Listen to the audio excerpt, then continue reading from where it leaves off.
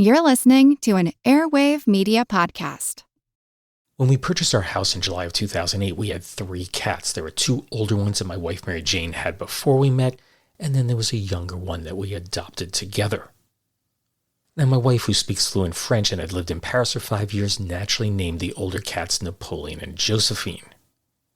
Now, me being a physics teacher, I wanted to name the younger cat Einstein, but Mary Jane didn't care for it, so we went with Farnsworth instead.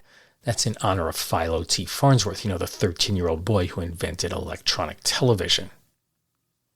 Now, our first day in the house was quite chaotic. There were boxes everywhere, we hadn't unpacked anything, and this is an old house, more than 100 years old, and there's lots of places for Farnsworth to hide.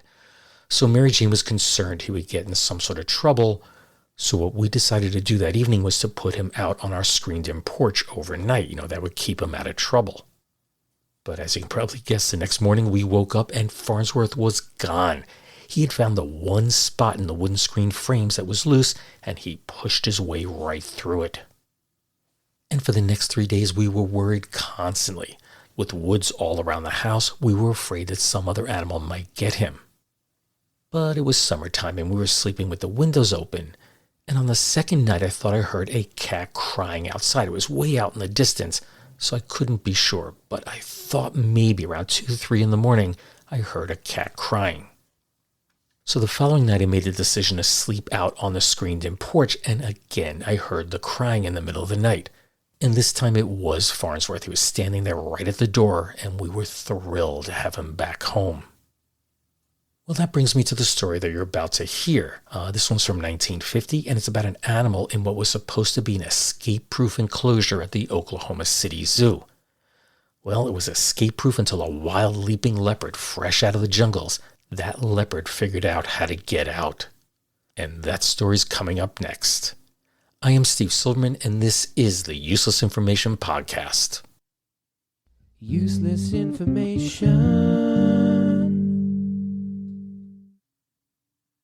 Let's turn the clock back to the morning of Saturday, February 18th of 1950.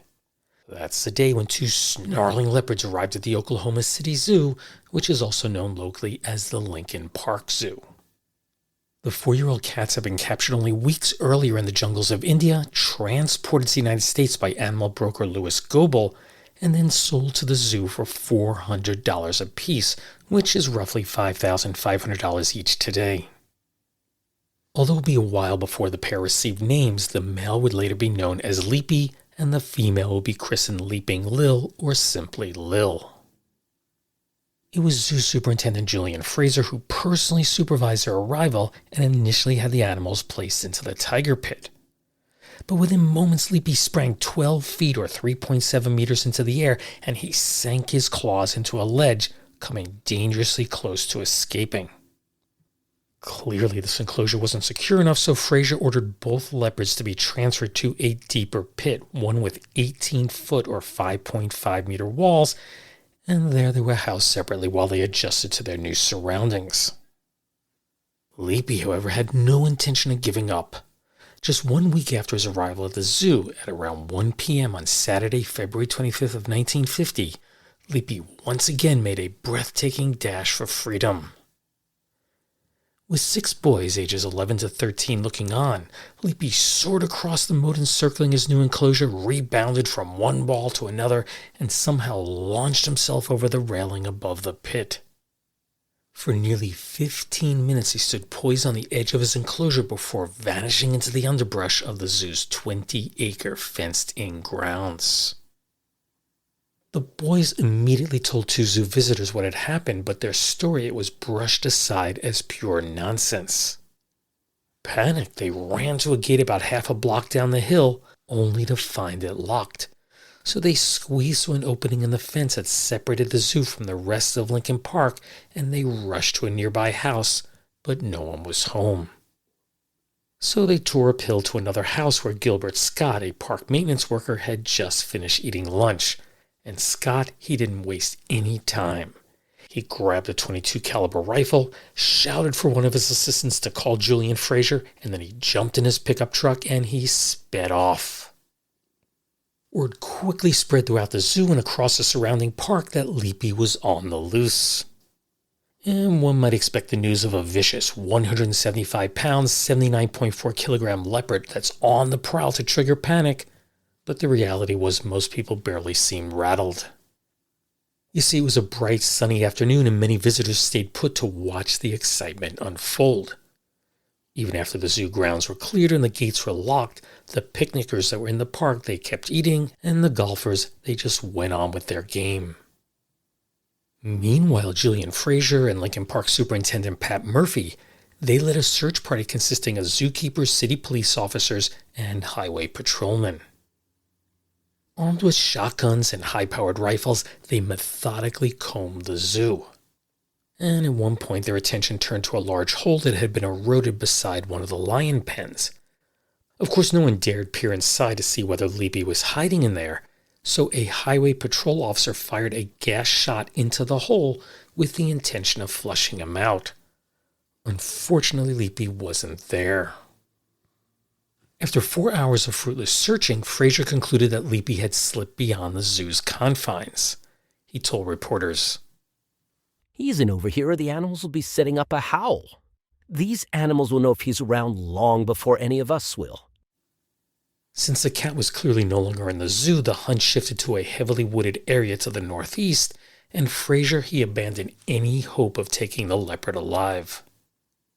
"You'd better shoot first, too. One shot is all you have. These things move as fast as greased lightning." He then issued the following warning to nearby residents. "I would advise people in the northeast section of Oklahoma City to be extremely cautious. Especially, I would warn all those small children to keep them indoors. This animal is fresh from the jungles of India. He has been in captivity only a short while. Unlike other members of a cat family such as the lion and tiger, which kill for only food, the leopard will kill for pleasure." Fraser urged anyone who spotted the leopard or any farmer who had his livestock killed to call Lincoln Park headquarters immediately at 534-34. Meanwhile, police reported that the department's switchboard was swamped with calls.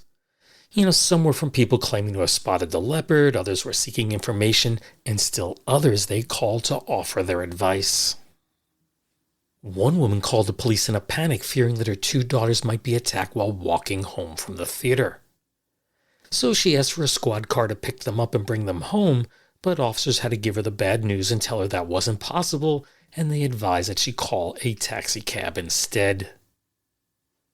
Then at around 4:30 p.m., police rushed to the fairgrounds, which are about 3 miles or 4.8 kilometers from the zoo, and that was after a woman reported seeing the leopard near the horse barn. Now, tracks resembling a leopard's were found, but the animal itself, it was nowhere in sight. As night fell, Fraser called off the hunt for the evening, explaining that "The dark is only adding to the cat's advantage, and it certainly won't be of any help to us." Yet there was still one more sighting Saturday evening. 2 boys had been playing in a creek about 5 miles or 8.1 kilometers east of the zoo, and they saw the leopard. So they asked a nearby resident to call police, and within moments nearly a dozen officers converged on the creek. Once again, however, Leapy was nowhere to be found. By early Sunday morning, Park Superintendent Fraser had assembled a group of about 50 men. Now, he preferred to keep the search team relatively small, noting that "This cat is smart as any animal on Earth, and I'm afraid that with a large group of people, someone would be injured. That we want to avoid at almost any cost." He added, "The cat was fed 8 or 9 pounds of horse meat Saturday morning. Our best bet is for him to get hungry and come out from wherever he is hiding. The first time he's sighted, we'll have a number of good cat dogs that'll be able to pick up a fresh trail and go on from there." He did point out that there wasn't much likelihood of the leopard attacking humans unless it felt cornered. "This animal probably will kill a cat for some chickens for food, but I don't believe he'll attack anybody. Just the same, I'd advise people in this area to quit walking on the roads at night." Of course, that was easy for Fraser to say since he was the one walking around at all times with a loaded double-barreled shotgun. Perhaps the greatest obstacle to finding Leapy were the thousands of people who came either as spectators or to offer up their assistance. Traffic jams clogged the area and nearly every bridge was packed with curious onlookers. Hundreds of people poured into the creek beds carrying whatever weapons they could find. That included rifles, elephant guns, old army rifles, and pistols. And then there's my favorite, the two men who went hunting for the leopard armed with nothing but an ice pick. Many brought their dogs as well, though I have to tell you, most of them were house pets who had never been trained to find anything but a rubber ball or a stick. The search took on the air of a carnival, prompting one searcher to remark, "If they locate the leopard, it'll probably be found trampled to death." The chaos forced Police Chief L.J. Hilbert to order all dogs removed from the area except for the 4 that they themselves brought in for the hunt. He also pleaded with the crowd to put away their guns. "We appreciate the interest and certainly can use the people to look for this animal, but we will have someone shot, most likely killed, if all these people keep getting in and out of their cars carrying loaded guns." Leapy would not be spotted again until around 2:30 Sunday afternoon, and that's when a couple saw him darting for cover. So they pulled their car over and the husband gave chase armed with nothing but 2 sticks, can you believe? But then another motorist saw the commotion and joined the pursuit with a high-powered rifle. After locating the leopard in a patch of trees and tall grass, the motorist signaled to a search plane that was flying overhead. And within minutes, searchers arrived and combed the area. Now, they believed that they had trapped Leapy in a triangular patch of reeds and grass, so they set the area ablaze, of course with the owner's permission. But the leopard, he never emerged. He had somehow once again slipped away. As often happens when a story like this captures public attention, the reporters, they turn to outside experts for their advice. One of those was Dana Dotra, who was an animal trainer with the Ringling Brothers and Barnum and Bailey Circus, and he was the one who worked with their leopards, lions, tigers, jaguars, and other big cats. He offered up the following advice. First, you have to spot him. Then you get a goat, a live goat. Then you get a movable cage and tie the goat inside. The goat will make a lot of noise and the leopard will come for it. You have to have a man up in a tree with a rope on the cage door to drop it when the leopard gets inside. I had 2 of my leopards escape, but I had no trouble catching them. I lassoed them like a cowboy and held them until they brought the shipping case. Sometimes we use a net too, but they were my trained animals. I don't think you'd be very wise to try that with that wild leopard up there. Then he was questioned as to what type of gun was best for killing a leopard. I couldn't tell you what kind of gun. I never shot an animal in my life. And then there was explorer Osa Johnson, who along with her late husband Martin had traveled the world and basically invented the safari documentary. The two had spent years among the wild animals in their native habitats. She told the reporter, "If they need me, I'll fly to Oklahoma with my .30 caliber Mauser and I'll help them. I'll blow his brains out. It must be done quickly." She added, "They must use big rifles. The leopard is like a streak of lightning, a piece of elastic, a rubber band. I once saw 9 men shooting at a leopard in Africa and they barely got him." And she concluded the interview by stating, "The people hunting this one must be very careful, but they must hurry. It sounds as if many persons are in great danger." Now, the leopard had been tracked as far north as Edmond, Oklahoma, and that's about 10 miles or 16 kilometers from the zoo. They also found additional tracks near Arcadia, which lies about 12.5 miles or 20 kilometers to the northeast of Lincoln Park. Then, when Monday rolled around, 58-year-old psychic Lula Moore, she drove 15 miles or 24 kilometers into the city, and she went there to let reporters at the Daily Oklahoma newspaper know that she had a vision that the cat was lying in heavy brush about 1/4 mile away. She told reporters, The leopard was going due east from Oklahoma City, then went under a cement culvert. There he drank water. After that, he crept up and went east into the oak brush. There he lay down. When questioned as to how far Leapy was from the city, she replied, I didn't get the mileage, but it's due east, and he's not too far from a big white dwelling house on the left side of a road. He's in a draw about a quarter of a mile from the house. The cat doesn't want to hurt anybody. He's afraid. Later that same day, 2 hunters reported seeing the leopard crawl under a fence back into the park, and in doing so, he left a few hairs that snagged on its lower edge. The sighting raised an intriguing possibility. After 2 days of roaming the outskirts of Oklahoma City, could Leapy really be headed home? Well, no one could say for certain, but it sure seemed possible. So what they did that night was they placed meat baits. They were drugged meat baits. Each one was laced with a tranquilizer pill, and they were placed at various spots along a section of the Deep Fork River. Of course, the hope was that the cat would eat one of these baits and then knock himself out. In addition, since he may have attempted to return to the zoo, the gates to his pit were left open for the evening. They then placed one of those tainted baits inside the service tunnel that led to his cage, and then they put another one inside the cage atop a shipping crate. As for the female leopard Leaping Lil, she was secured inside of her own cage, so there was no danger of her escaping. At around 2 a.m. Tuesday morning, that's February 28th of 1950, the meat baits placed near the leopard enclosure, they were found missing. So State Game Ranger Yul Moore, he cautiously took a peek and spotted the leopard's head. Julian Frazier was immediately called in, and he discovered that the cat was walking around in a drunk-like manner. So he took a rope and he lassoed the leopard. And once Leapy was secured, zoo workers slipped a shipping crate around him. Next, the elusive cat was taken to the zoo hospital, where a vet administered a stimulant to counteract the sleeping potion. Unfortunately, it only worsened his condition. After thrashing around for a short bit, Leapy slipped into a coma. So the vet gave him a second injection at noon and a third at 4 p.m. When he left the hospital at 4:30, Leapy appeared to be recovering. But at 5:45 p.m., zoo employee Roy Roberts found that the leopard had stopped breathing. The vet immediately returned, but he could not revive him. Needless to say, Julian Frazier was shocked by the news of the leopard's passing. He did fine all day long. His breathing was even and strong until the time he died, as far as we know. It was a heartbreaking and tragic end to a story that had gripped the public from the start. Yet Leapy's story was not quite over.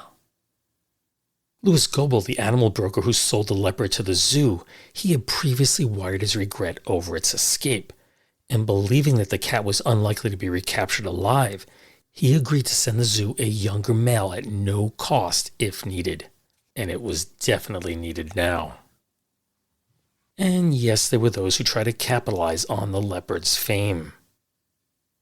For example, Rothschild's, which was a major Oklahoma City department store until it was demolished during the mid-1970s urban renewal, it ran newspaper ads for the next month featuring leopard merchandise. One could purchase a Leaping Leopards t-shirt, various Leaping Leopards jackets, and even Leaping Leopards boxer shorts. The ad copy for that latter product read, quote, "No longer must men's shorts be drab and uninteresting. Leaping leopards crawl around the shorts as in the jungle.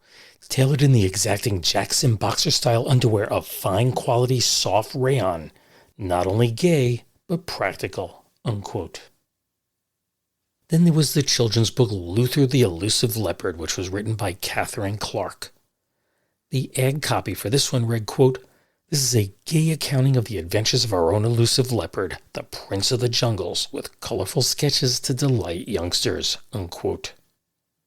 And if you look at the ad today, it seems fairly inexpensive at $1, but if you adjust for inflation, it cost about $13.75 in today's money.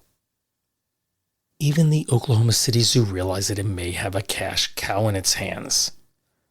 Just one day after the cat's death, a local taxidermist had begun work on stuffing and mounting the leopard. Frazier said, "It will be a good attraction for the zoo and the logical place to keep the leopard." In other words, put the stuffed leopard on display and sell lots of leopard-related merchandise. I can almost hear those cash registers ringing in my head. Can you? Just 7 weeks after Leapy's passing, his so-called widow, Leaping Lil, she was making headlines of her own. As a zoo attendant was placing a pan of water near her enclosure, she reached through and grabbed his hand, and it left a gash on his right thumb. Fast forward to 1 year after Leapy's escape, and the zoo reported that it had seen a big increase in attendance. Fraser told a reporter, "We've had a lot more out-of-state cars, and I've talked with hundreds of people who have driven here from other states just to see our zoo." On April 22nd of 1951, the zoo unveiled its new leopard shrine, which was located inside a renovated former concession building. Do you want to guess what the main attraction was? The centerpiece of the exhibit was Leapy's taxidermied body, which was displayed inside a large glass case. But in the years that followed, and as Leapy's fame faded, the building gradually became home to the zoo's reptile collection. The zoo also had a new 3-year-old leopard named Bob, and he was a gift from a local man who had run unsuccessfully for sheriff and used the animal for campaign publicity. When he lost, he turned it over to the zoo.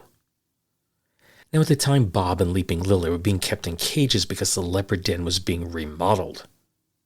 The work included deepening the pit by 5 feet or 1.5 meters, adding more overhang to the rock walls, applying slick concrete to prevent the leopards from gaining a foothold, and installing a steel grid all around the den. Superintendent Fraser, he believed that the alterations would make the pit escape-proof, but as they say never. Determined animals, they will always find that one overlooked flaw in any design. Shortly before noon on Monday, December 7th of 1953, this is more than 3 years after Leapy's escape, zoo attendant Bob Snyder, he had just finished cleaning the puma cage that was adjacent to the enclosure that housed the 2 panthers. I should explain that the animal cages were connected by tunnels that were secured with large, heavy doors. And as Snyder made his way from the puma cage through the tunnel, he assumed that the leopards had been properly locked up, and that was a mistake that nearly cost him his life. Without warning Leaping Lil, she sprang forward and slammed Snyder, knocking him violently to one side. She went for my throat that time. I threw up my arm, and she bit and scratched me, but kept going. Leaping Lil then made her way to the puma pit, which was only about 12 feet or 3.7 meters deep, and she jumped out. Word quickly got to Superintendent Fraser, who was in his office at the time, and he grabbed a 12-gauge shotgun, and along with zoo foreman Marvin Crane, the two searched the dense shrubbery behind the animal pits. Then, without warning, Leaping Lil burst from the brush and she knocked Crane to the ground. Armed with nothing more than a 3-foot or 1 meter section of a tree limb, Crane managed to drive her back with a single blow. Although he escaped unharmed, Fraser realized there was only one course of action left. As Lil raced toward the lion cage, he fired a single shot into her left flank. She immediately collapsed into the lion enclosure, where she died moments later. 6 months later, on June 8th of 1954, another wild animal hunt unfolded northeast of the city. Reports of a black panther roaming the brush prompted a thorough search, but no animal was found. It turns out if a panther had been out there, it had not escaped from the zoo, and that's because Fraser had personally checked and confirmed that all the zoo's panthers, they were accounted for. Yet there would be additional escapes from the zoo. At 9:30 p.m. on Wednesday, September 21st of 1966, a 7-year-old 100-pound, 45-kilogram male snow leopard named Ivan the Terrible, he made an 18-foot or 5.5-meter leap for freedom. But in an effort to avoid sparking panic, zoo director Dr. Phil Ogilvie, he waited 17 hours before informing the public of the escape. Remarkably, visitors continued to wander the zoo the following day, completely unaware that a dangerous cat was on the loose. It wasn't until 4 p.m. on Thursday that zoo officials finally made the decision to stop admitting new patrons. Julian Fraser, who had since moved on to become the director of the Denver Zoo, he said he was at a loss to explain why the Oklahoma City Zoo was allowed to remain open. What unfolded next was eerily reminiscent of what happened to Leapy 16 years earlier. That evening, bait tainted with a tranquilizer was laid out, and 27 hours after his escape, Ivan the Terrible was located near the southwestern corner of Lincoln Park. Sadly, the cat did not reawaken and died 2 hours after his capture. Finally, on April 30th of 2015, a zoo patron in the cat forest area noticed something unusual. That was that Lola, a 4-year-old female Sumatran tiger, she was in an enclosed space between two exhibits. But unlike the others, her story ended happily. She never fully escaped, was tranquilized 20 minutes later, and recovered completely. While we all prefer stories to have happy endings, clearly Leapy's did not. And of course, as time passed, his stories become mostly a faint memory. And while his escape only lasted a few days, one could say that his legend, it lasted for decades. Useless, useful, I'll leave that for you to decide. Now, I've had that story about Leapy in my pile of what I would call mostly research stories for years, but I opted not to record it because I knew it didn't end well. But ultimately, I decided that it was still a good story and it was worth telling. But I should also note that escapes like these are extremely rare. By putting them into one story, it seems like it's very common, but it is not. And yes, I am aware of the debate over whether zoos should exist or not, but I did not write the story with any political agenda at all. I simply told the story as it unfolded. Just a reminder that I'll be giving a talk featuring some of my favorite stories from this podcast at the Clifton Park Library in Clifton Park, New York on June 1st at 6 p.m. It is open to the public and it's completely free, so if you live anywhere near the capital region of New York, that could be Albany, Schenectady, Saratoga, or wherever, please stop in and say hello. I'll also add that they somehow got me on TV on the local news to promote the talk and the podcast. I'm scheduled to be interviewed by WNYT, that's our local NBC affiliate, on Wednesday, May 20th at 7 a.m. And my understanding is that it'll be a live interview, broadcast live, but I really don't know much more. It could run 1 minute, 3 minutes, 5 minutes in length. I really don't know. But assuming that the clip is posted to their website, what I'll do is I'll share the link to it after it's recorded. And I'll conclude by saying that the Useless Information Podcast is proud to be part of the Airwave Media Podcast Network. So visit airwavemedia.com, and there you can explore an ever-growing collection of some of the very, very best podcasts out there. Anyway, thanks for listening, and take care, everyone. Bye.